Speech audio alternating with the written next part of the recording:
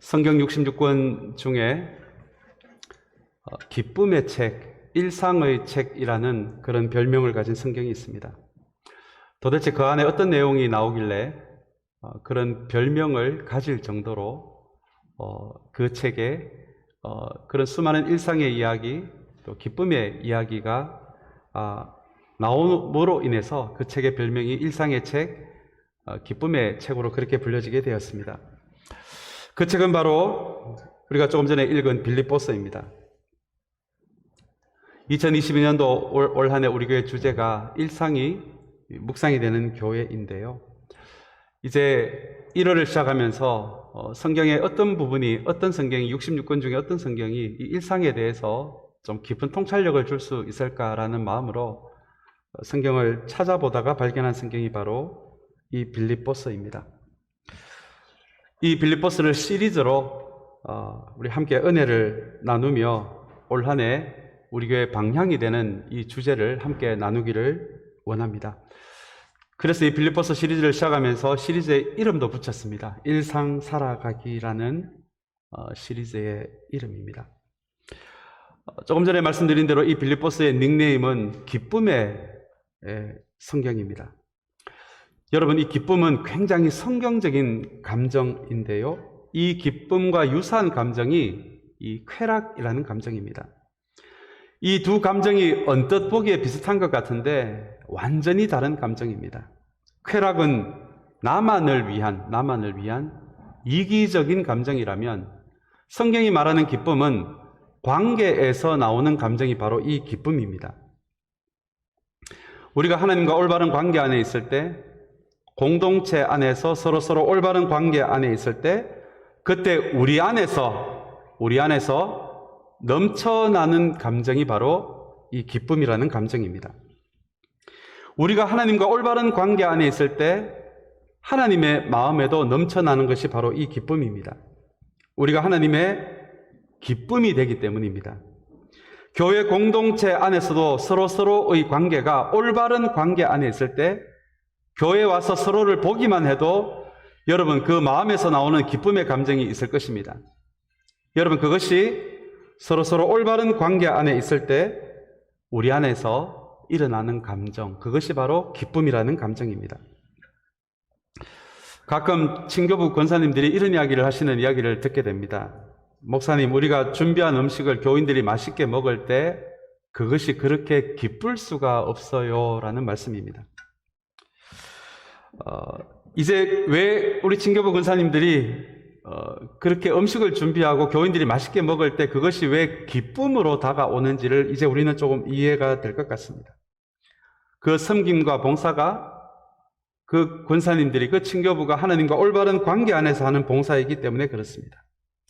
그리고 공동체 안에서 서로의 존재가 기쁨이 되기에 이 공동체에 대한 섬김과 이 공동체에 대한 봉사가 기쁨으로 다가오는 것입니다. 여러분, 우리 교회 중보기도 팀이 있습니다. 매주 교회를 위해 기도하고 이 예배를 위해 기도하고 우리 공동체 안에 어려움을 겪으신 분들을 위해서 기도하시는 사역을 하시는 분들이 중보기도 팀입니다. 여러분, 기도를 아마 해보신 분들은 아실 것 같아요. 결코 기도가 기쁨이 되지 못하시는 분들이 할 수 없는 것이 바로 이 중보기도입니다. 교회 안에서의 모든 다른 사역과 봉사와 섬김도 마찬가지입니다.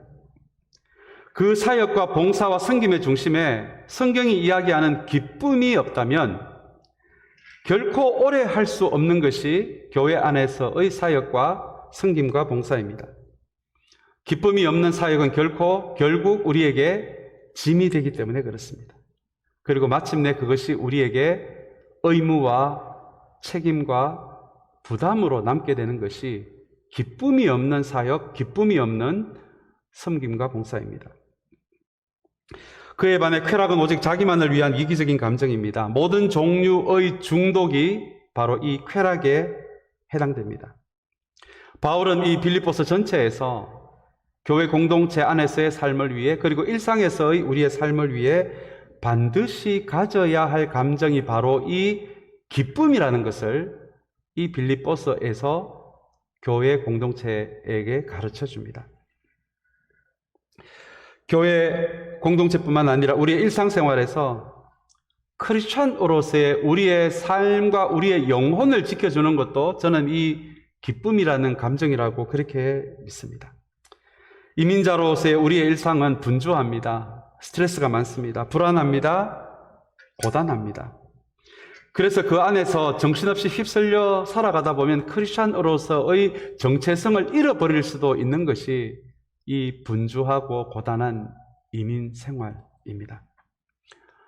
그래서 이 분주한 일상생활 가운데서도 크리스찬으로서의 우리의 정체성을 붙들어주는 감정이 바로 이 기쁨이라는 감정입니다. 이 빌립보서 시리즈를 통해서 앞으로 4주 동안 우리 공동체 안에서의 삶을 위해, 그리고 일상에서의 삶을 위해 기쁨이라는 이 감정을 우리 함께 4주 동안 함께 나눌 텐데요. 이 말씀을 통해서 다시 한번 우리 주일날 교회에서의 우리의 삶뿐만 아니라 일상에서의 우리의 삶도 크리스찬으로서 아름다운 삶을 만들어 나가는 일상의 크리스찬이 되어가는 그런 은혜가 우리 모두에게 있게 되기를 간절히 소망합니다. 빌립보 교회가 위치한 빌립보라는 도시는 지금 그리스의 약간 북쪽에 위치한 도시입니다.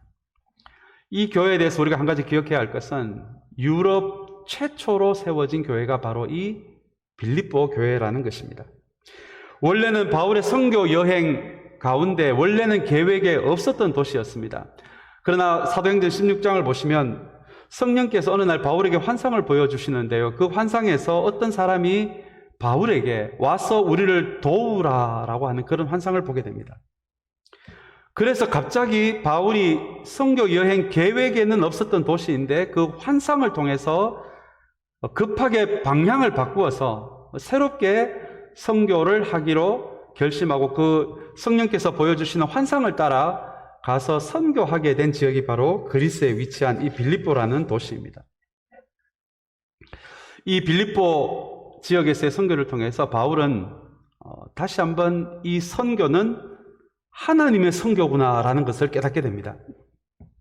우리가 선교를 하고 하나님은 우리가 계획한 선교 계획을 도와주시는 계획이 아니라 이 환상을 통해서 다시 한번 바울은 이 모든 선교는 하나님의 계획 안에 있고 하나님이 가고자 하는 방향이 있는구나라는 것을 깨닫게 되면서 그래서 이 선교는 우리의 선교가 아니라 하나님의 선교라는 것을 깨닫게 됩니다. 그래서 선교는 하나님이 하시는 것이고 우리는 하나님이 계획하신 선교의 한 부분이 되는 동력하는 동력자의 위치가 되는 것이 바로 이 선교구나라는 것을 다시 한번 빌립보 선교지로 원래 계획에서 방향을 바꾸는 것을 통해서 바울은 그것을 깨닫게 됩니다. 일전에도 한번 말씀드렸지만 이 하나님의 선교가 교회 공동체에도 그대로 적용이 됩니다.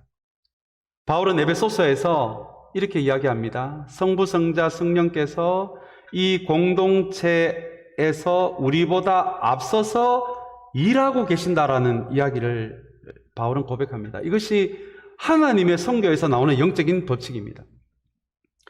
우리가 교회를 세우고 우리가 교회를 이끌어가는 것인 줄 알았는데 바울의 이 하나님의 선교, 하나님의 공동체라는 개념으로 다시 한번 우리 공동체를 본다면 우리가 계획하기도 전에 하나님은 이 교회를 계획하고 계셨고 이 교회가 그리고 이 땅에 있는 모든 교회들이 그 자리에 설 수 있도록 하나님이 미리 앞서서 일하시고 계셨구나 라고 하는 것이 하나님의 선교, 하나님의 교회라는 단어가 우리에게 주는 말씀의 의미입니다. 그래서 여러분 참된 신앙은 우리가 계획을 세우고 하나님을 우리가 세운 계획으로 하나님을 이끌어오는 것이 아니라 하나님이 세우신 선교 계획, 하나님이 계획하고 계시는 이 공동체의 계획을 우리가 발견하고 그 계획에 이끌려가는 것이 그것이 참된 신앙이구나 라는 것을 우리에게 가르쳐 주는 것도 하나님의 선교, 하나님의 교회라는 단어의 의미입니다. 사랑하는 여러분, 다시 한번 이 빌립보 교회를 세워나가는 과정들을 우리 4주 동안 우리 함께 좀 살펴볼 텐데요. 다시 한번 이 말씀을 통해서 하나님의 선교구나. 우리 공동체 이전에 하나님의 공동체이구나. 우리보다 성부, 성자, 성령께서 앞서 일하고 계시는구나. 이것을 다시 한번 발견하게 되는 그런 은혜가 우리 모두에게 있게 되기를 주님의 이름으로 축복합니다. 이제 우리 본문으로 좀 들어가서 바울이 오늘 이 말씀을 통해서 이 공동체가 어떻게 가꾸어 가야자 하는 것인지, 그리고 우리의 일상이 어떻게 소중하게 가꾸어 가야 하는 것인지를 말씀해 주는 이 말씀을 함께 붙들기를 원합니다. 먼저 본문 1장 2절의 말씀입니다. 우리 1장 2절의 말씀을 우리 한번 한 목소리로 읽기를 원합니다. 하나님 우리 아버지와 주 예수 그리스도께서 내려주시는 은혜와 평화가 여러분에게 있기를 빕니다. 다른 서신서와 같이 이 빌립보서에도 이 앞부분 인사말에서 바울이 가장 소중하게 생각하는 두 단어가 등장하는데요. 그 단어가 바로 은혜와 평화입니다. 우리가 잘 아시는 대로 은혜는 하나님께로부터 오는 조건 없는 사랑을 의미합니다. 이유 없는 돌봄을 의미합니다. 이유를 알 수 없는 주님으로부터 오는 공급을 우리는 은혜라고 이야기합니다. 그리고 평화는 하나님, 우리 이웃과 나 자신이 올바른 관계 안에 있는 그 상태를 성경은 평화라고 이야기합니다. 만약에 우리 교회 공동체가, 참사랑교회 공동체가 하나님과 올바른 관계 안에 있을 뿐만 아니라 공동체 안에서 서로의 관계도 올바른 관계 안에 있다면, 하나님이 의도하신 올바른 관계 안에 있다면 그 상태를 우리는 하나님의 평화가 우리를 다스리는 상태, 하나님의 평화가 우리 참사랑 공동체를 다스리고 있다라고 그렇게 우리는 고백할 수 있을 것 같습니다. 그런데 여러분, 오늘 우리가 방금 읽은 2절에서 놀라운 부분은 이 은혜와 평화를 우리가 만들어내는 것이 아니라, 이 말씀을 다시 보시면 이 은혜와 평화가 하나님 그리고 예수 그리스도로부터 내려오는 것이라고 그렇게 우리에게 이야기를 합니다. 다시 이야기하면 오늘 바울이 이야기하는 이 은혜와 평화는 우리가 만들어내는 것이 아니라 전적으로 하나님으로부터, 주님으로부터 내려오는 선물이라는 이야기가 하나님으로부터, 주님으로부터 내려오는 은혜와 평화라는 이 말씀의 의미입니다. 여러분, 이것을 이해하는 것이 참 중요합니다. 왜냐하면 우리의 공동체는, 때로는 우리의 일상은, 우리 지난주 새벽 기도에서도 우리 함께 은혜를 나눈 것처럼 결핍을 경험하는 장소이기 때문에 그렇습니다. 우리가 아무리 잘 준비해도 우리 건강에 위기가 옵니다. 재정에 위기가 옵니다. 믿음에도 위기가 옵니다. 그리고 우리의 관계에도 위기가 옵니다. 그러나 그것이 전부가 아니라 오늘 이 말씀을 통해서 바울이 먼저 빌립보 교회 공동체에게 들려주고자 하는 말씀은, 그런 결핍의 자리에 하나님으로부터, 주님으로부터 제한이 없는, 끝이 없는 그분으로부터 내려오는 은혜와 평화가 있다는 것을 기억하라. 먼저 그것을 기억하라라고 바울은 2절에서 빌립보 교회에게 그렇게 이야기를 하고 있는 것입니다. 우리 이 시간에 고린도전서 10장 13절의 말씀을 우리 연관이 있는 말씀에서 우리 한번 같이 읽기를 원합니다. 우리 10장 13절 말씀 우리 한번 한 목소리로 읽겠습니다. 여러분은 사람이 흔히 겪는 시련 밖에 다른 시련을 당한 적이 없습니다. 하나님은 신실하십니다. 여러분이 감당할 수 없는 능력 이상으로 시련을 겪는 것을 하나님은 허락하지 않으십니다. 하나님께서는 시련과 함께 그것을 벗어날 길도 마련해 주셔서 여러분이 그 시련을 견디어낼 수 있게 해 주십니다. 아멘. 여러분, 오늘 우리가 방금 읽은 빌립보서 1장 2절이 그런 말씀입니다. 우리의 인생은 결핍을 경험하고 우리가 원치 않는 그런 환경을 경험하고 시련을 경험할 수밖에 없는 자리이지만, 오늘 이 2절의 말씀에 의하면 그 결핍과 시련의 자리에 하나님으로부터 내려오는 은혜와 평화가 있기에 우리가 이 시련을 견디어낼 수 있게 해 주신다고 하는 것이, 여러분, 이것이 공동체를 살아가는 방식이고 우리의 일상을 살아가는 큰 영적 원칙이 되어야 한다는 것이 우리 1장 2절의 말씀입니다. 에스겔 16장 6절에도 참 소중한 말씀이 나오는데요. 하나님이 이스라엘 백성을 향해서 이렇게 이야기합니다. 너희는 피투성이가 되어도 살아있으라라는 말씀을 합니다. 저도 이 말씀을 묵상하면서 얼마나 많은 그런 기쁨과 감동을 느끼는지 모릅니다.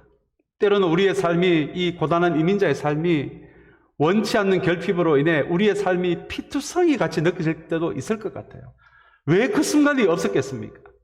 그러나 에스겔서에서 하나님은 이스라엘 백성을 향해서 너희가 피투성이가 되어도 살아있으라고 그렇게 격려의 말씀을 들려줍니다. 왜냐하면 우리가 피투성이가 되어도 피투성이가 된 우리에게도 하늘로부터 내려오는 하나님께로부터 주시는 은혜와 평화가 있기 때문에 그렇습니다. 특별히 2022년 여전히 팬데믹 가운데서 우리는 새해를 맞이하게 되었습니다. 어쩌면 몇 년째 이것을 경험하고 있어서 우리의 마음이 피투성이 같은 마음이 되어 있는 분도 계실 것 같아요.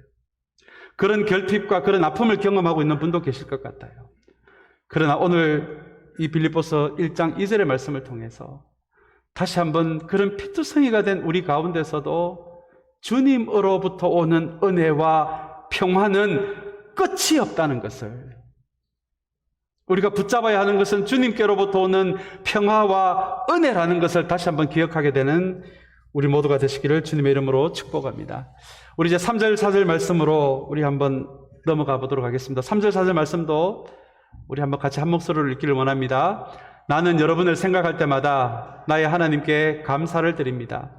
내가 기도할 때마다 여러분 모두를 위하여 늘 기쁜 마음으로 간구합니다라는 말씀입니다.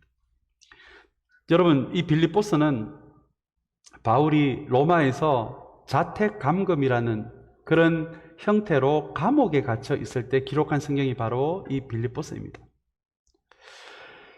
근데 여러분, 우리는 되게 감옥에 갇힌 분을 위해서 우리가 중보기도 하지 않습니까? 근데 오늘 이 3절 4절의 말씀에 보면 이게 바뀌어가지고 감옥에 갇혀 있는 사람이 바울이 10년 전에 세운 교회였던 이 빌립보 교회를 위해서 중보기도를 하고 있는 내용이 바로 이 3절과 4절의 말씀입니다. 여러분을 생각할 때마다 그냥 감사가 넘친대요. 바울이 10년 전에 세운 이 교회가, 유럽에 처음으로 세워진 이방인으로만 되어 있는 이 교회가 비록 세워진 지 10년이 지났지만 여전히 바울의 선교를 돕고 있고, 그리고 바울과도 올바른 관계 안에 있다 보니, 그리고 이 교회가 하나님과 올바른 관계 안에 있다 보니 자신이 세운 이 교회를 감옥에서 생각만 해도 그저 좋은 거예요. 그래서 감옥에서도 감사가 나옵니다. 그리고 올바른 관계 안에 있는, 하나님과 올바른 관계 안에 있는 이 교회를 보니 감옥 안에서도 기쁨이 터져 나옵니다. 그래서 자신은 감옥에 갇혀 있는 상황에서도 이 빌립보 교회를 위해서 좀 더 영적인 성장으로 나아가는 교회가 될 수 있도록, 일상까지도 아름다운 교회가 될 수 있도록 기도하고 있는 내용이 3절, 4절 그리고 이하에 나오는 내용입니다. 바울이 지금 이 감옥 안에서 빌립보 교회를 위해서 드리고 있는 이 중보 기도는 여러분 기도에 대해, 그리고 우리의 일상에 대해 굉장히 깊은 통찰력을 하나 우리에게 가르쳐 줍니다. 그것은 우리가 지금 어떤 위기 안에 있어도, 우리가 어떤 결핍 안에 있어도 결코 잊지 않아야 할 우리의 하나의 신앙의 실천 가운데 하나가 바로 이 중보기도라는 것입니다. 지금 바울은 중보기도를 받아야 하는 그런 결핍의 상황, 위기의 상황 안에 있지만 그 상황 안에서도 이 빌립보 교회를 위해서 기도하는 중보기도의 모습을 통해서 이것을 우리가 또한 닮아가는 것이 이 말씀을 통해 하나님이 원하시는 우리의 자세라면, 우리도 우리의 삶이 때로는 결핍 안에 있고 위기 안에 있고 피투성이가 된 채 있다라고 할지라도 우리가 결코 잊어서는 안 되는 하나의 신앙에 대한 실천은 우리보다도 더 결핍 가운데 있고, 우리보다도 더 어려움 가운데 있고, 우리보다도 더 피투성이가 된 사람들을 위한 중보기도를 결코 잊어서는 안 된다는 것입니다. 왜 그런지 아십니까, 여러분? 아마 그런 기도를 해보신 분들은 알 것 같아요. 내가 어떤 결핍 가운데서도 더 큰 결핍을 만난 분을 위해서 기도할 때 기도하다 보면 나의 문제가 조금씩 사라지는 것을 여러분 경험하게 됩니다.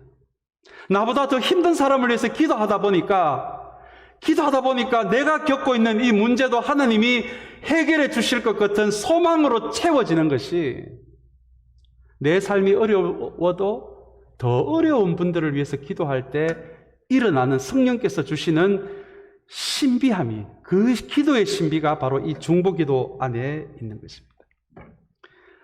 사랑하는 여러분, 오늘 이 바울은 이 모습을 통해서 빌립보 교회가 공동체 안에서 일상 안에서도 비록 때로는 어려움을 당하고 결핍을 당해도 더 힘든 사람을 위한 중보기도를 결코 잊어서는 안 된다는 것을 오늘 감옥 안에서 빌립보 교회를 위해서 기도하는 모습으로 가르쳐 주시는 우리의 크리스찬의 한 삶의 방식이 바로 이 중보기도가 되어야 한다는 것을 바울은 지금 우리에게 가르쳐 주고 있는 것입니다. 우리 2022년 코로나 바이러스 때문에 아마 우리의 삶이 고단할 것 같아요. 목회자인 저도 가끔은 막 화가 날 때가 있더라고요. 이게 도대체 언제 끝날지. 그러나 여러분, 이 말씀을 묵상하면서 그래, 이 코로나 팬데믹 가운데서도 더 어려움을 겪고 있는 사람을 위해 기도하는 것을, 그렇게 우리의 신앙이 이 팬데믹 가운데서도 한 걸음 더 나아가게 하는 것이 하나님의 뜻이구나라는 것을 다시 한번 깨닫게 되었습니다.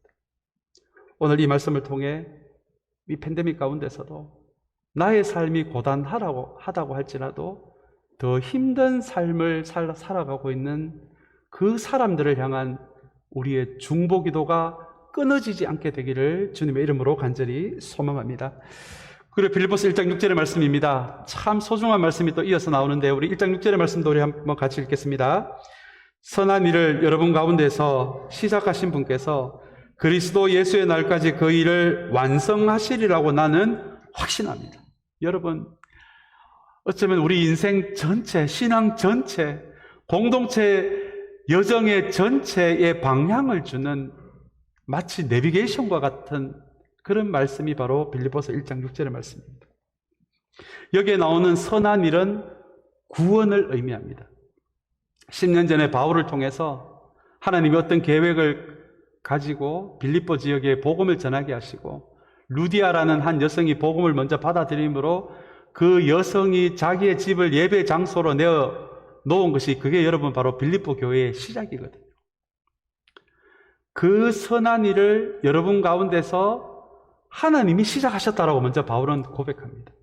여기서 말하는 선한 일은 구원의 여정을 하나님이 시작하셨다라는 말씀의 의미입니다. 일전에 한번 제가 구원에 대해서 여러분들과 함께 은혜를 나눈 기억이 납니다.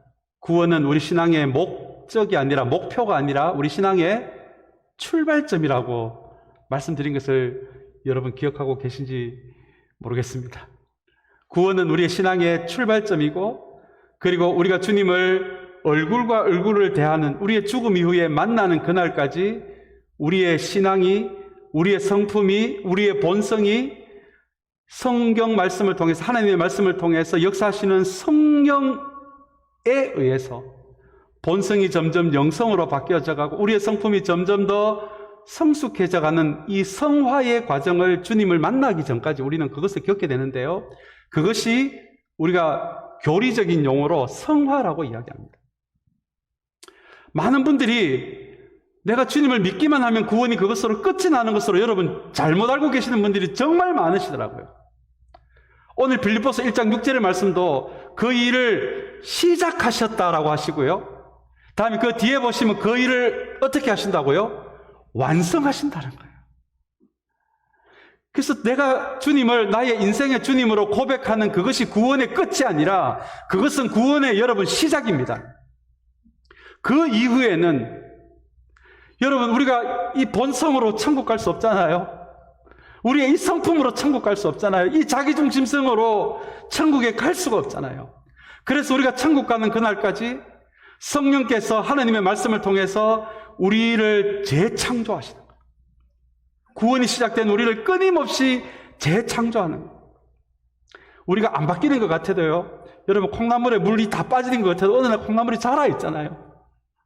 우리가 말씀 안에, 성령 안에 완벽하지는 않더라도 주님 성령께서 우리를 재창조하여 주시옵소서. 내가 본성이 아니라 영성으로 살아가는 사람이 되게 하여 주시옵소서. 그 마음이 여러분들 안에 그 진실함이 있다면 마침내 주님을 다시 만날 때까지 우리를 계속해서 다듬어가서 구원을 완성시키는 분도 오늘 이 말씀에 의하면 바로 하나님이시라는, 그것을 바울은 빌립보 교회 교인들에게 가르쳐 줍니다. 왜 이런 이야기를 할까요?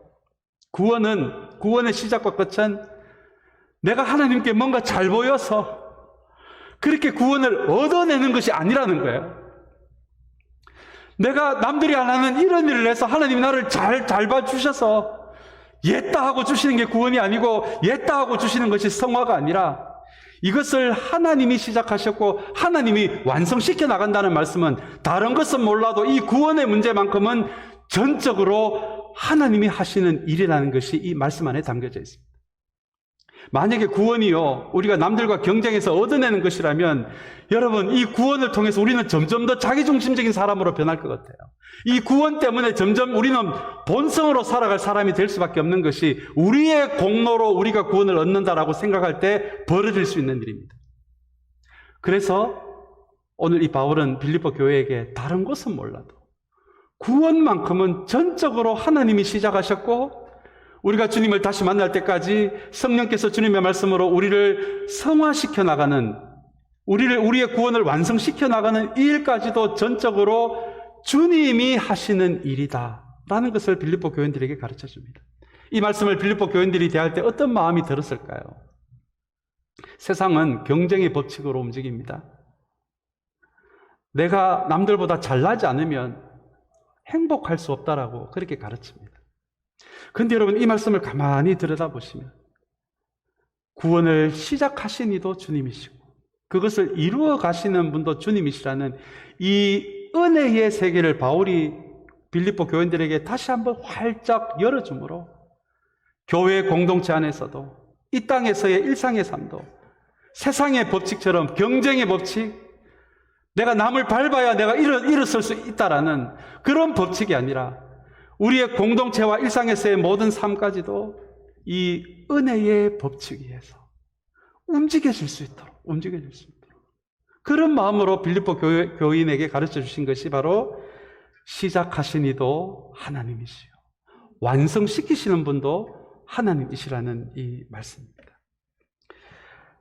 사랑하는 여러분, 다시 한번 이 구원을 시작하시고 완성시켜 나가시는 주님을 의지하는 그 주님이 주시는 은혜에 의지하는 우리 모두가 되시기를 주님의 이름으로 축복합니다. 여러분, 성경이 이야기하는 가장 하나님이 기쁨이 되는 캐릭터가 어떤 캐릭터인 줄 아십니까? 하나님께 연결되어 있는 사람입니다. 하나님의 은혜를 의지하는 사람입니다. 그러나 세상에 대해서는 담대한 사람입니다. 이게 반대가 되신 분이 있어요. 세상을 의지하는 분.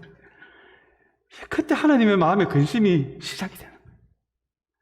오늘 바울은 이 빌립보 교인들에게 너희는 영원을 위해 창조되었고 그 구원을 시작하신 이도 주님이시고 완성시키시는 분도 주님이시니 너희의 삶, 너희의 힘과 능력, 경쟁에 의지하지 말고 이 하나님께 의지하는 삶이 되어라. 그러나 세상에 대해서는 담대한 삶이 되어라. 이것이 이 세상을 살아가는 한 법칙으로 바울이 가르쳐 주신 말씀이 바로 이 6절의 말씀입니다. 마지막으로 9절에서 11절까지의 말씀입니다. 오늘 이 말씀을 우리 마지막으로 읽고 말씀을 마치도록 하겠습니다. 어떻게 보면 클라이막스에 해당되는 말씀인데요. 우리 한번 같이 읽겠습니다. 내가 기도하는 것은 여러분의 사랑이 모든 통찰력으로 더욱더 풍성하게 되어서 여러분이 가장 좋은 것이 무엇인지를 분별할 줄 알게 되는 것입니다. 그리하여 여러분이 그리스도의 날까지 순결하고 흠이 없이 지내며 예수 그리스도께서 주시는 의의 열매로 가득 차서 하나님께 영광과 찬양을 드리게 되기를 나는 기도합니다라는 기도의 내용입니다. 여러분, 제가 빌립보서를 참 많이 읽었는데 이번 주 말씀을 준비하면서 그동안에 생각 없이 툭 지나간 한 표현이 제 눈에 들어와서 한참을 이 말씀이 좋아서 이 말씀에 좀 이렇게 머물러 있었던 기억이 나는데요. 그것이 바로 10절에 나오는 여러분이 가장 좋은 것이 무엇인가를 분별할 줄 알게 해달라고 그렇게 기도하는 바울의 기도의 내용이었습니다. 정말 제 인생에서 만난 아마 제가 평생 아마 간직해야 할 아름다운 기도의 내용인 것 같아요. 되게 선한 것과 악한 것은 여러분 구별하기가 그렇게 어렵지 않습니다. 아마 예수 그리스도를 주님으로 고백한 저와 여러분들이라면 무엇이 선하고 무엇이 악한 것인지를 이 구별하는 것은 그것은 크게 어렵지는 않을 것 같아요. 그러나 여러분 정말 어려운 것 중에 하나가 괜찮은 것, 좋은 것, 더 좋은 것, 가장 좋은 것, 이것은 여러분 정말 우리가 구별하기가 쉽지 않을 것 같아요. 근데 바울이 오늘 이 빌립보 교회 교인들을 위해서 기도하면서 어떻게 기도를 하냐면, 하나님, 이 빌립보 교회 교인들이 공동체 안에서, 일상생활 안에서 가장 좋은 것이 무엇인지를 분별할 수 있도록, 그런 교인들이 될 수 있도록 그렇게 기도하는 내용이 바로 오늘 우리가 방금 읽은 말씀의 내용입니다. 먼저 9절, 10절 말씀에 보면 서로를 향한 여러분들의 사랑이 더 풍성하게 될 수 있도록 바울이 먼저 그렇게 기도를 합니다. 여러분이라는 것은 먼저 빌립보 교회 안에 있는 교인들을 의미합니다. 1절에 한번 말씀드렸지만 우리 크리스찬의 사랑을 망원경 사랑이라고 그렇게 표현하신 영성가가 계십니다.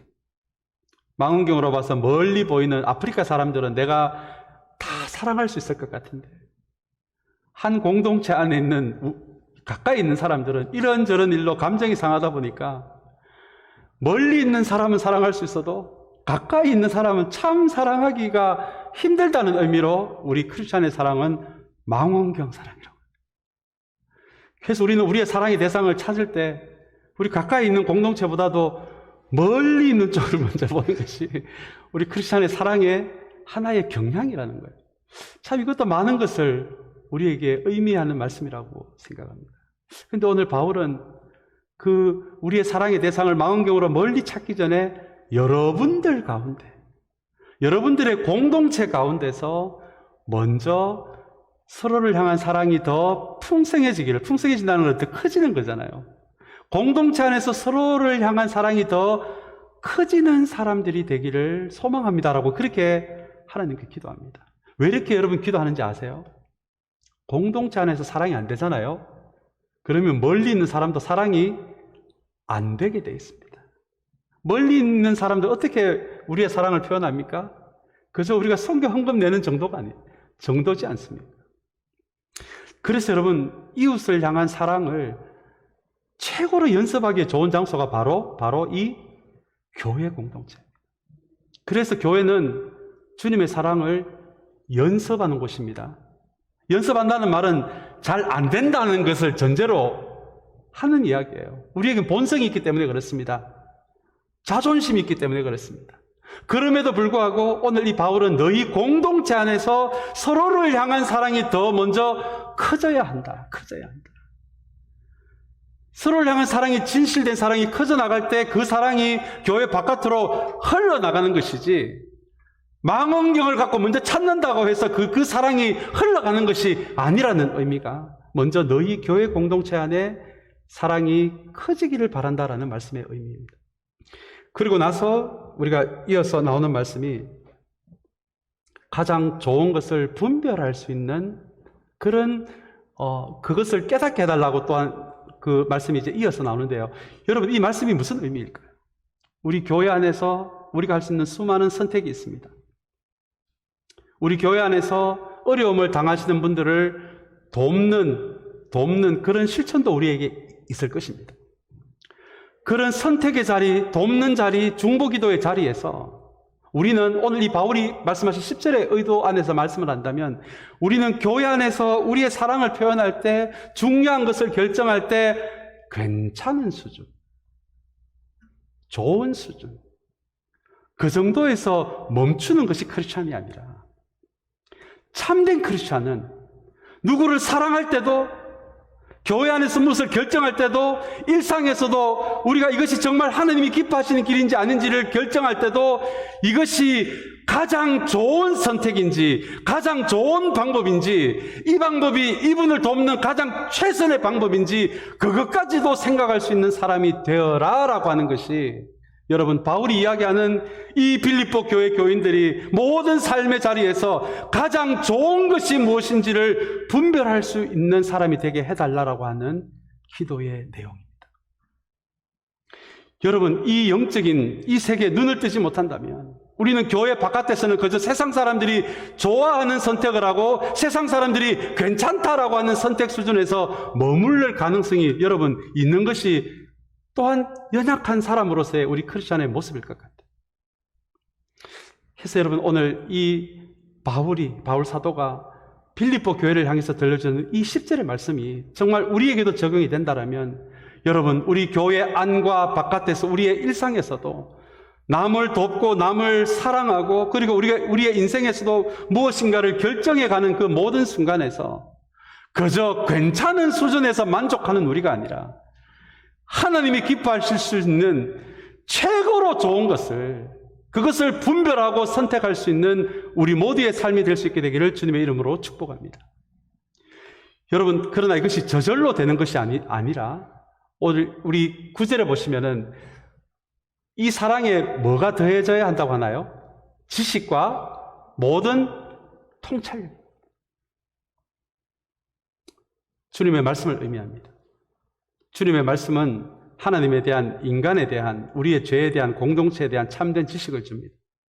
그리고 성경 말씀은 한 일이 일어났을 때 우리 눈에 보이지 않는 것까지도 전체적으로 볼 수 있는 능력인 통찰력을 주는 것도 우리 구약의 GS가 이야기하는 하나님 말씀이 우리 가운데에서 행하는 일들입니다. 다시 이 말씀을 종합하면 우리의 사랑 안에 하나님의 말씀 묵상을 통해서 거기에 지혜가 더해지고 통찰력이 더해질 때 우리는 교회 안에서 일상생활에서 가장 좋은 것을 선택할 수 있는 크리스찬이 될 수 있다라고 하는 것이, 여러분, 이것이 오늘 바울이 빌립보 교회를 향한 실천하는 삶을 살아가게 하기 위한 바울의 기도의 내용입니다. 사랑하는 여러분, 우리가 다른 것은 몰라도 영적인 것만큼은, 다른 사람을 돕는 일만큼은, 선교를 하는 일만큼은, 우리 공동체를 한 사람 한 사람 주님 앞에 세워주는 이 일만큼은 그저 괜찮은 수준에서 만족하는 우리가 아니라 가장 최고의 것을, 가장 좋은 것을, 주님이 가장 기뻐하실 수 있는 그 길을 걸어갈 수 있고 그 선택을 할 수 있는 우리 토렌스 참사랑 교회가 되시기를 주님의 이름으로 축복합니다. 우리 같이 기도하겠습니다.